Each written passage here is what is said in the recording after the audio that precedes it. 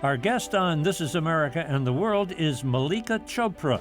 She's a wife, mother, entrepreneur, well-being advocate, and meditation teacher.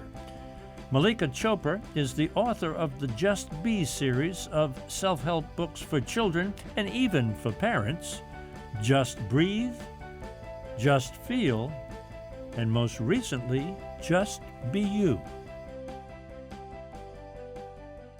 Mallika Chopra, so nice to be with you this afternoon. Thank you so much for this conversation. I'm excited. I'm a big fan of yours. I've seen the videos, looked through your books, watched you lecture. Boy, what a blessing you are for so many people. Oh, thank you so much. However, let's turn the clock back to 2017. All was not well. You say that you were just exhausted and you didn't know who you were. Talk a little bit about that, if you would. That's only 4 years ago. I know. So, I am about to turn 50, actually. So I would say a couple years ago, I was a busy mom. Two preteens at the time. So juggling family life, juggling a startup company, my parents' lives, and I think in a position that many women are often in terms of balancing too many things in life. And, I had grown up because of my father, Deepak Chopra, with a lot of tools, meditation. People would assume that I have my life balanced and in order. And I found that I was giving a talk to an audience of women about balance and purpose, and found myself, while I'm talking to them, having a parallel conversation in my head, which was, why did I have 2 double macchiatos and a chocolate chip cookie before getting on stage, and I feel sick and I have to pick up the dry cleaning and send that note to my investors, and oh my God, I forgot to send in the permission slip for my kids' field trip. And so that was a real moment for me to step back, actually on stage, and realize, wow, my life's kind of a mess. I'm talking about one thing to the world, but living a different reality. How did you come to grips with that? I mean, what pushed you over the edge, and what did you do to kind of turn things around? Yes, so that actually began a journey, which I outlined in a book called Living with Intent. But the key there is my somewhat messy journey. Messy is the key word to purpose, peace, and joy. And as I reflected on my life and my history, I found that there were certain times in my life that I really felt anchored and healthy and purposeful. And then there'd be an event that kind of triggered like a questioning again, a questioning of, and we can talk about this later, who am I, what do I want, how can I serve myself and my world? And those were questions that had really shaped my life. So this became a process, again, as I said, a messy journey. It, for me, started with committing to a meditation practice again, and really thinking of practical ways to feel healthier, happier, more connected, and of purpose. When you insert into the conversation the word meditation, and for people nowadays, it's meditation, it's intent, it's mind-body, it's well-being. It's a new vocabulary. But just stop for a second, if you would, please, and outline in a short bit what meditation is and how it benefits people. So yes, there are many words out there right now: meditation, mindfulness, yoga. So very simply, mindfulness is being aware of your thoughts, your body, and your environment. And so there are many mindfulness practices. Meditation is a way to quiet your mind. Mm-hmm. And so often we use breath, or we use kind of words or sounds to quiet down our thoughts. Mm-hmm. And then yoga is a way where we can use movement and breath to connect with body and just release stress. Mm-hmm. So now, when I started meditating when I was 9 years old, so 40 years ago, I'm the first to admit I'm an irregular meditator, and I bring it in and out of my life. And when my father, Deepak Chopra, began talking about the mind-body connection, he was often labeled a witch doctor who sold snake oil. What we've seen in the last, especially 10 years, is a lot of research that shows the very physical and emotional benefits of meditation. So everything from, releasing happy, good hormones to helping with insomnia to depression. So there's some really physical benefits and emotional benefits, and now reams of research that show these benefits. But for me, meditation was always a way to anchor myself and feel more present and mindful and intentional about what I was doing in my life. I remember some years ago I was doing an interview in South Korea with a Buddhist monk, and he looked at me and I asked him about suffering and such, and he looked at me and he said, "Monkey mind." And I had never heard that phrase before.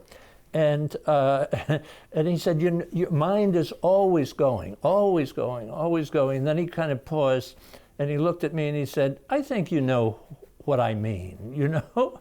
So the meditation kind of slows us down, calms us down. Is that right? Absolutely. And so we can use different techniques for that. And I like to share that with both adults but children. But I do want to remind people that while meditation and mindfulness are wonderful for stress release and anxiety, and we know that now through research, those sages, whether they were in the caves of the Himalayas or, in Israel or Native American traditions, they weren't that stressed out. They were using these practices to discover more about themselves, their place in the universe, and asking big questions. So I like to always bring that back to the conversation. All right. We're going to take a little break and tell the folks at home we're talking with Mallika Chopra. And she's just wonderful in her lectures. Go on and just Google her name and all kinds of wonderful lectures come up. But the books are just terrific. They're for young kids. And I would call it self-help for youngsters. Just Breathe would be one. And then Just Feel, if I can stack these up in front of me, Just Feel. And the latest book is Just Be You. And they say they're for youngsters in the age range of 8 to 12. But boy, I was reading them last night, and I was saying to myself, some of these questions relate to me. Take a little break. Back on the other side, This is America and the World. Underwriting for This is America and the World is made possible by the Japan-America Society of Washington, D.C., the National Association for Children of Addiction, Faces and Voices of Recovery, the Forerunner Foundation, the Rotendaro Family Trust, the Republic of Uzbekistan, the Sultanate of Oman, the Kingdom of Morocco, and the Embassy Series, Uniting People Through Musical Diplomacy. Mallika, last year, maybe the lost year, the pandemic, and I'm so sorry to hear just before the program that I guess it's your mother-in-law back in India has COVID. Boy, what I read about the country, it's just very, very threatening. Huh? Do we know anything about how she's doing? It's a difficult situation in that, and I think people around the world have faced this. No one can go visit. So, we've hired a nurse to kind of help monitor the situation, but it's a challenging time worldwide. I hope she does very well. I'm thinking about so much of your work is dedicated toward children. And as you mentioned, you're a mom as well. In the last year, if you just kind of speak kind of globally, what have children been going through? What have they been thinking? What have they been feeling? everything from depression to isolation to virtual schooling. Run with that for a bit, will you? It has been a challenging time for everyone. And I think for children, a lot of anxiety. And what happens, anxiety is really when we have fear of the unknown, fear of the future. And so I remember when the pandemic started, and even my children who are older, and so could understand the larger context of what was going on. But I had a senior in high school who missed out on all of the end traditions. And my younger daughter actually ended up and has been thriving because she's a gamer. And so she's found this world online. And so I think, one, we need to recognize that each child has experienced the last year in different ways. And now there's a new sense of anxiety of returning to school because many don't want to go. So a year ago when all this started and I was hearing a lot about the anxiety that kids were feeling, I shared a simple breath exercise, which I'll just share with us right now. Because for me, it's really about bringing the practical into the intellectual. And so for kids and adults, when we don't know much about what's going to happen in the future, because we really don't, this has been a time to really emphasize that often we are not in control. So for this exercise, I ask kids to either stand up or sit wherever you are, put your feet on the ground, take a deep breath in and out, and mentally say, I am grounded, because feeling grounded on the earth and planet can help us feel more secure and safe. Then shift your attention to your heart and take a deep breath in and out and say, I am here. So again, helping kids feel presence and a sense of control while being grounded. And then last but not least, putting your attention on your head and the space above to the roof and the skies and universe beyond, and taking a deep breath in and out and just saying, I am. And so I think while kids have faced a lot and a lot of uncertainty, a lot of loss in learning actually as well, and just this need to be to keep adapting in an environment of uncertainty, is really important to connect back to breath and body to really give the tools and the presence that build the resilience that we all need moving forward. When we talk about the children, it's and the exercise, I was doing that along with you, not putting my hand up there, but thinking and breathing along with you and just feeling a kind of a relaxed state. So we talked a little bit about the children. What are the parents having to deal with, and what are the teachers having to deal with? I mean, that's all part of the mix, huh? Absolutely. And so we've all been dealing with it. And I think as parents, we have to think of the age appropriate way to share with our children. As I said, my kids were older, so we can have a constant conversation about what's happening on a global scale. For many young children, you have to find the age appropriate way to engage with them. My general approach always as a parent was to be honest and open with my children, and also to share with them, and that's what I try to do in Just Feel, is that the range of emotions that we all have, whether it's being fearful or scared, anxious about the future, or joyful or excited, the range of emotions is something that's normal and natural for all of us to have. And so the more that we can kind of recognize our feelings, name our feelings, use breath and movement to kind of process them, then through all of these situations, we'll find ways to deal with anxiety. So for parents, many of us are also dealing with juggling meals and household chores and online education. I remember my friend's son was 4 years old doing a Zoom class in kindergarten. And they said, press the red button for this and the green button for that. And she's like, he doesn't even know yet, how to read or press.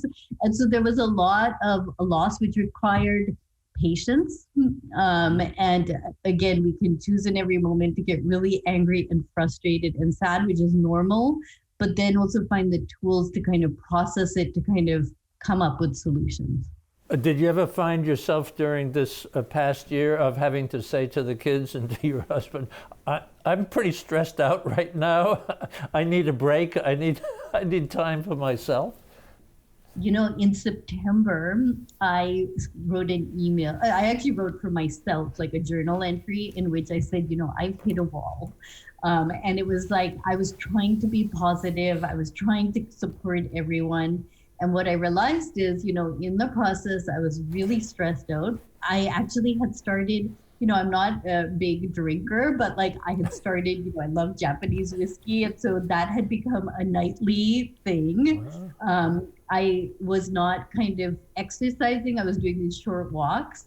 And so I sent this out to my newsletter database, and I cannot tell you the response I got. Wow. Hundreds of people responded saying, thank you for just giving us permission to also admit that this is hard.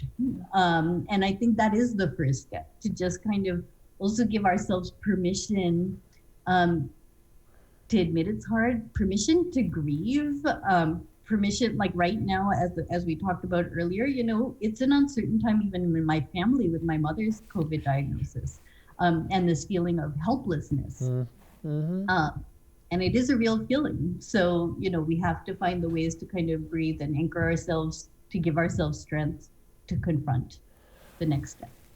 I just thank you so much for your honesty and your vulnerability in sharing, because people, as they start the program, I don't like to tie too much between children of famous people, but whether people are thinking about your dad or people who are thinking about you and saying, well, she's the expert, she should, and then for you to just say to us, I hit a wall, I was exhausted, I was taking that drink at the end of the day, just to kind of, I think that's so helpful to people. I'm going to ask you to do this, because I'm thinking of most of the people who are watching the program are adults. So we talked a little bit about parenting, the children, the teachers. They're going to have their hands full with kids returning to school, and whether it's distancing or being in some kind of enclosed thing, shielding. They're going to have a lot of patience, huh? It's a challenge. So my daughter, we live in LA, yep. And my daughter just returned for a few days in 10th grade this week. What? And and I can imagine for younger kids even more stressful, because one, you have to take your temperature, wear your mask, the buses, the windows are open. There's a lot of just physical processes which are stressful. Yeah. Then they go to school, and so teachers are managing a lot. Some of the teachers are still Zooming into school. Some are there. They're, all the spacing and distancing. It is logistically, forget about emotionally, just logistically a challenge. And I know that I'm very grateful to our amazing schools, which have really thought this through. But yes, teachers are kind of being burdened with a lot more. And so I think, one, as parents, we need to recognize that and be grateful. Also be open to new ways of doing things, and, to give everyone space to figure this time out. I'm going to ask you, if you would, to do a little exercise for the adults that you do frequently. I've watched, and so helpful, where you ask everyone to just put it in neutral, close their eyes, and listen to a series of questions that you ask. Would you do that for us now? Because I think it's so helpful. And then at the end, we'll talk a little bit about the new books, okay? But would you just ask those questions of us? And I'll close my eyes as well with the rest of the people who are watching at home and in the control room. Just close their eyes.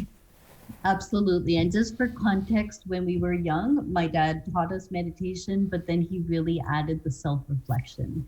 And so these are 4 questions that he guided us on, which I come to all the time back in my life. So yes, you can sit comfortably.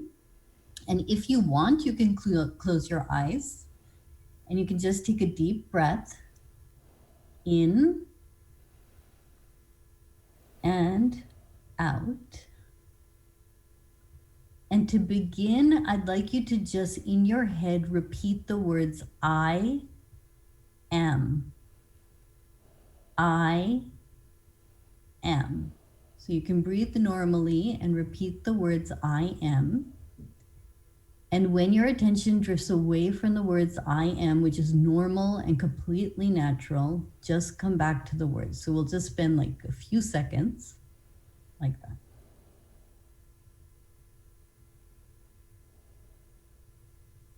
Now you can stop repeating the words I am.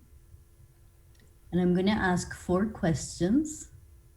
Just listen to the answers. Don't feel the need to intellectually answer them right away, but experience them. First question. Who am I?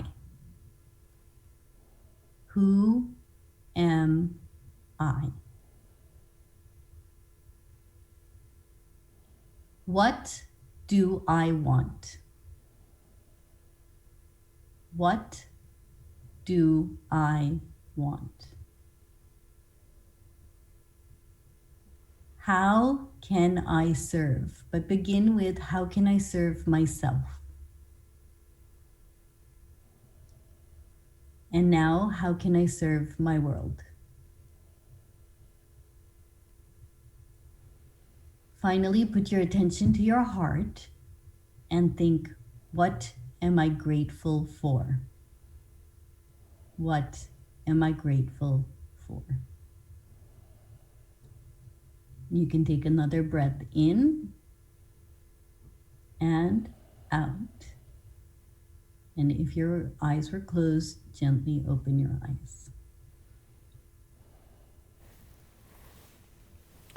Lovely, thank you so much. These wonderful books, Just Be You, Just Feel, Just Breathe, beautifully illustrated. Just take a moment out and in headlines, just tell the folks what they can discover for themselves and for their children.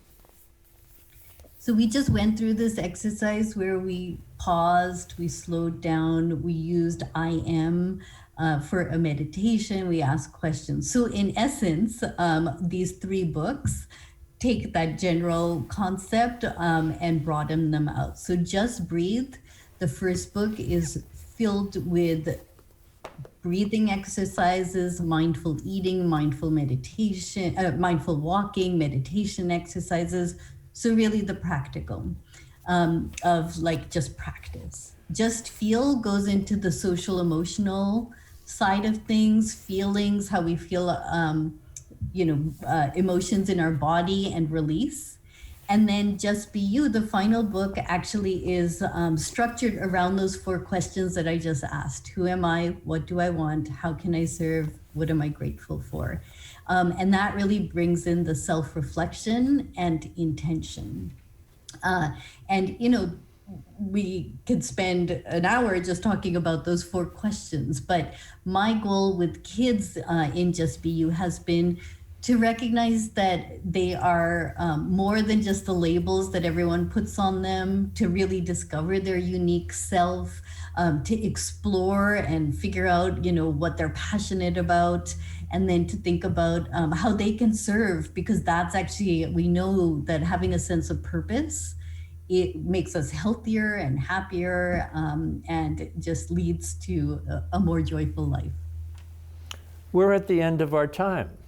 Not fair for me, for you, but what a wonderful visit. Thank you for the exercise. Thank you for guiding us through. Thank you for encouraging us to ask some very important questions. Thank you, Mallika Chopra. Thank you so much. Thank you. If you are in crisis or know someone who is, these resources offer immediate help.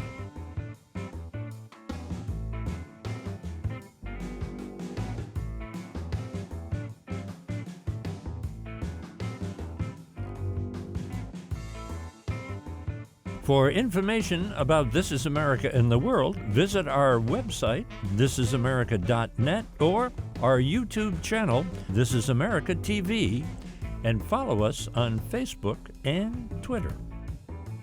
Underwriting for This Is America in the World is made possible by the Japan-America Society of Washington, D.C., the National Association for Children of Addiction, Faces and Voices of Recovery, the Forerunner Foundation, the Rotondaro Family Trust,